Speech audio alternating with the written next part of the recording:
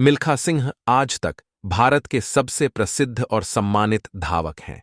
Commonwealth खेलों में भारत को स्वर्ण पदक दिलाने वाले वे पहले भारतीय हैं। खेलों में उनके अतुल्य योगदान के लिए भारत सरकार ने उन्हें भारत के चौथे सर्वोच्च सम्मान पद्मश्री से भी सम्मानित किया है। पंडित जवाहरलाल नेहरू भी मिल्खा सिंह के खेल को देखकर उनकी तारीफ करते थे और उन्हें मिल्खा सिंह पर गर्व था। मिल्खा सिंह का जन्म अविभाजित भारत के पंजाब में एक सिख राठौर परिवार में 20 नवंबर 1929 को हुआ था। अपने माँ बाप की कुल 15 संतानों में वह एक थे। उनके कई भाई बहन बाल्यकाल में ही गुजर गए थे। भारत के विभाजन के बाद हुए दंगों में मिल्खा सिंह ने अपने माँ बाप और भाई बहन खो दिया। अंततः वे शरणार्थी बन के ट्रेन द्वारा पाकिस्तान से दिल्ली आए। दिल्ली में वह अपनी शादीशुदा बहन के घर पर कुछ दिन रहे। कुछ समय शरणार्थी शिविरों में रहने के बाद वह दिल्ली के शाहदरा इलाके में एक पुनर्स्थापित बस्ती में भी रहे। भारत के विभाजन के बाद की अफरा तफरी में मिल्खा सिंह ने अपने माँ बाप खो दिए। अंततः वे शरणार्थी बन के ट्रेन द्वारा पाकिस्तान से भारत आए। ऐसे भयानक बचपन के बाद उन्होंने अपने जीवन में कुछ कर गुजरने की ठानी। एक होनहार धावक के तौर पर ख्याति प्राप्त करने के बाद उन्होंने 200 मी और 400 मी की दौड़ें सफलतापूर्वक की और इस प्रकार भारत के अब तक के सफलतम धावक बने। कुछ समय के लिए वे 400 मी के विश्व कीर्तिमान धारक भी रहे। कार्डिफ, वेल्स, संयुक्त साम्राज्य में 1958 के कॉमनवेल्थ खेलों में स्वर्ण जीतने के बाद सिख होने की वजह से लंबे बालों के साथ पदक स्वीकारने पर पूरा खेल विश्व उन्हें जानने लगा। इसी समय पर उन्हें पाकिस्तान में दौड़ने का न्योता मिला, लेकिन बचपन की घटनाओं की वजह से वे वहां जाने से हिचक रहे थे। लेकिन न जाने पर राजनैतिक उथल पुथल के डर से उन्हें जाने को कहा गया। उन्होंने दौड़ने का न्योता स्वीकार लिया। दौड़ में मिल्खा सिंह ने सरलता से अपने प्रतिद्वंद्वियों को ध्वस्त कर दिया और आसानी से जीत गए। अधिकांशतः मुस्लिम दर्शक इतने प्रभावित हुए कि पूरी तरह बुर्कानशीन औरतों ने भी इस महान धावक को गुजरते देखने के लिए अपने नकाब उतार लिए थे। तभी से उन्हें फ्लाइंग सिख की उपाधि मिली। सेना में उन्होंने कड़ी इच्छाई मेहनत की और 200 मी और 400 मी में अपने आप को स्थापित किया और कई प्रतियोगिताओं में सफलता हासिल की। उन्होंने सन 1956 के मेलबोर्न ओलंपिक खेलों में 200 और 400 मीटर में भारत का प्रतिनिधित्व किया, पर अंतर्राष्ट्रीय स्तर पर अनुभव न होने के कारण सफल नहीं हो पाए। लेकिन 400 मीटर प्रतियोगिता के विजेता चार्ल्स जेनकिंस के साथ हुई मुलाकात ने उन्हें न सिर्फ प्रेरित किया बल्कि ट्रेनिंग के नए तरीकों से अवगत भी करा। कार्डिफ, वेल्स, संयुक्त साम्राज्य में 1958 के कॉमनवेल्थ खेलों में स्वर्ण जीतने के बाद सिख होने की वजह से लंबे बालों के साथ पदक स्वीकारने पर पूरा खेल विश्व उन्हें जानने लगा। इसी समय पर उन्हें पाकिस्तान में दौड़ने का न्योता मिला, लेकिन बचपन की घटनाओं की वजह से वे वहां जाने से हिचक रहे थे। लेकिन न जाने पर राजनैतिक उथल पुथल के डर से उन्हें जाने को कहा गया। उन्होंने दौड़ने का न्योता स्वीकार लिया। दौड़ में मिल्खा सिंह ने सरलता से अपने प्रतिद्वंद्वियों को ध्वस्त कर दिया और आसानी से जीत गए।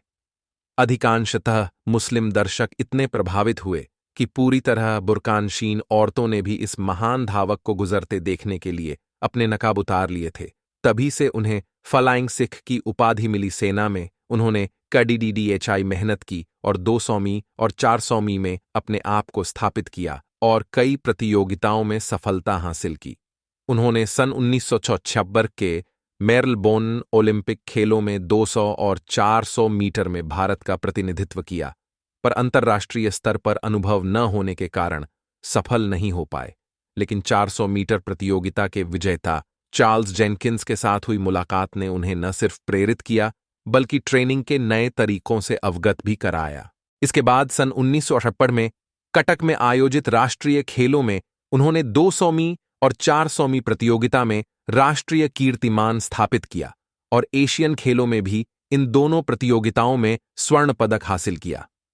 साल 1978 में उन्हें एक और महत्वपूर्ण सफलता मिली जब उन्होंने ब्रिटिश राष्ट्रमंडल खेलों में 400 मीटर प्रतियोगिता में स्वर्ण पदक हासिल किया। इस प्रकार वह राष्ट्रमंडल खेलों के व्यक्तिगत स्पर्धा में स्वर्ण पदक जीतने वाले स्वतंत्र भारत के पहले खिलाड़ी बन गए। इसके बाद उन्होंने सन 1960 में पाकिस्तान प्रसिद्ध धावक अब्दुल बासित को पाकिस्तान में पिछाड़ा, जिसके बाद जनरल अयूब खान ने उन्हें उद्दहन सिख कहकर पुकारा। 1 जुलाई 2012 को उन्हें भारत का सबसे सफल धावक माना गया, जिन्होंने ओलंपिक्स खेलों में लगभग 20 पदक अपने नाम किए हैं। यह अपने आप में ही एक रिकॉर्ड है। रोम ओलंपिक खेल शुरू होने से कुछ वर्ष पूर्व से ही मिल्खा अपने खेल जीवन के सर्वश्रेष्ठ फॉर्म में थे और ऐसा माना जा रहा था कि इन खेलों में मिल्खा पदक जरूर प्राप्त करेंगे।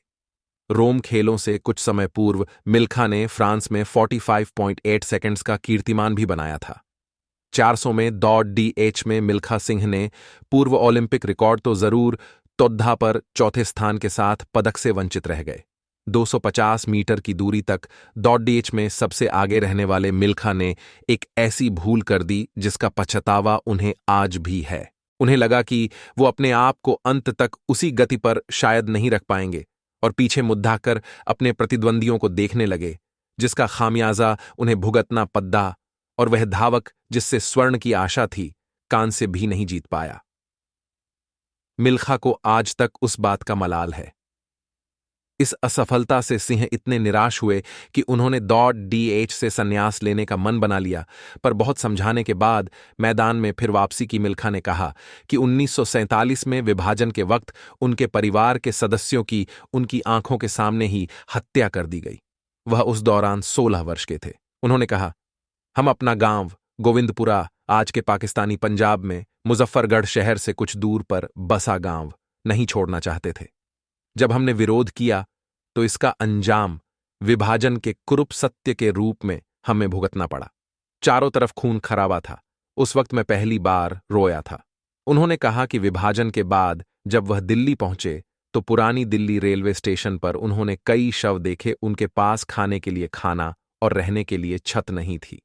मिल्खा ने कहा कि 1960 के रोम ओलंपिक में एक गलती के कारण वह 400 मीटर रेस में सेकंड के 100वें हिस्से से पदक चूक गए। उस वक्त भी वह रो पड़े थे। मिल्खा ने कहा कि वह 1960 में पाकिस्तान में एक दौड़ में हिस्सा लेने जाना नहीं चाहते थे, लेकिन प्रधानमंत्री नेहरू के समझाने पर वह इसके लिए राजी हो गए। उनका मुकाबला एशिया के सबसे तेज धावक माने जाने वाले अब्दुल खालिक से था। इसमें जीत हासिल करने के बाद उन्हें उस वक्त पाकिस्तान के राष्ट्रपति फील्ड मार्शल अय्यूब खान की ओर से फ्लाइंग सिख का नाम मिला। सिंह ने खेलों में उस समय सफलता प्राप्त की जब खिलाड़ियों के लिए कोई सुविधाएं उपलब्ध नहीं थीं, न ही उनके लिए किसी ट्रेनिंग की व्यवस्था थी। आज इतने वर्षों बाद भी कोई एथलीट ओलंपिक में पदक पाने में कामयाब नहीं हो सका है। रोम ओलंपिक में मिल्खा सिंह इतने लोकप्रिय हो गए थे कि जब वह स्टेडियम में घुसते थे, दर्शक उनका जोशपूर्वक स्वागत करते थे। यद्यपि वहां वह टॉप के खिलाड़ी नहीं थे, परंतु सर्वश्रेष्ठ धावकों में उनका नाम अवश्य था। उनकी लोकप्रियता का दूसरा कारण उनकी बढ़ी हुई दाढ़ी व लंबे बाल थे। लोग उस वक्त सिख धर्म के बारे में अधिक नहीं जानते थे। लोगों को लगता था कि कोई साधु इतनी अच्छी दौड़ लगा रहा है। उस वक्त पटखा का चलन भी नहीं था। सिख सिर पर रूमाल बांध लेते थे। मिल्खा सिंह की लोकप्रियता का एक अन्य कारण यह था कि रोम पहुंचने के पूर्व वह यूरोप के टूर में अनेक बड़े खिलाड़ियों को हरा चुके थे और उनके रोम पहुंचने के पूर्व उनकी लोकप्रियता की चर्चा वहां पहुंच चुकी थी। मिल्खा सिंह के जीवन में 2 घटनाएं बहुत महत्व रखती हैं। प्रथम, भारत पाक विभाजन की घटना, जिसमें उनके माता पिता का कत्ल हो गया तथा अन्य रिश्तेदारों को भी खोना पड़ा। दूसरी, रोम ओलंपिक की घटना, जिसमें वह पदक पाने से चूक गए। टोक्यो एशियाई खेलों में मिल्खा ने 200 और 400 मीटर की दौड़ जीतकर भारतीय एथलेटिक्स के लिए नए इतिहास की रचना की। मिल्खा ने एक स्थान पर लिखा है, मैंने पहले दिन 400 मीटर दौड़ में भाग लिया। जीत का मुझे पहले से ही विश्वास था, क्योंकि एशियाई क्षेत्र में मेरा कीर्तिमान था। शुरू में जो तनाव था वह स्टार्टर की पिस्तौल की आवाज के साथ सफू चक्कर हो गया। आशा के अनुसार मैंने सबसे पहले फीते को छुआ। मैंने नया रिकॉर्ड कायम किया था। जापान के सम्राट ने मेरे गले में स्वर्ण पदक पहनाया। उस क्षण का रोमांच मैं शब्दों में व्यक्त नहीं कर सकता। अगले दिन 200 मीटर की दौड़ थी। इसमें मेरा पाकिस्तान के अब्दुल खालिक के साथ कड़ी मुकाबला था। खालिक 100 मीटर का विजेता था। दौड़ शुरू हुई। हम दोनों के कदम एक साथ पड़ी रहे थे। फिनिशिंग टेप से 3 मीटर पहले मेरी टांग की मांसपेशी खिंच गई और मैं लड्डी ड खद्धा कर गिर पड्डीधा। मैं फिनिशिंग लाइन पर ही गिरा था। फोटो फिनिश में मैं विजेता घोषित हुआ और एशिया का सर्वश्रेष्ठ एथलीट भी। जापान के सम्राट ने उस समय मुझसे जो शब्द कहे थे वह मैं कभी नहीं भूल सकता। उन्होंने मुझसे कहा था, दौड़ना जारी रखोगे तो तुम्हें विश्व का सर्वश्रेष्ठ स्थान प्राप्त हो सकता है। दौड़ना जारी रखो। मिल्खा सिंह ने बाद में खेल से संन्यास ले लिया और भारत सरकार के साथ खेल कूद के प्रोत्साहन के लिए काम करना शुरू किया। इन्होंने 1958 के एशियाई खेलों में 200 मीटर और 400 मीटर में स्वर्ण पदक जीते। इन्होंने 1962 के एशियाई खेलों में स्वर्ण पदक जीता। इन्होंने 1958 के कॉमनवेल्थ खेलों में स्वर्ण पदक जीता।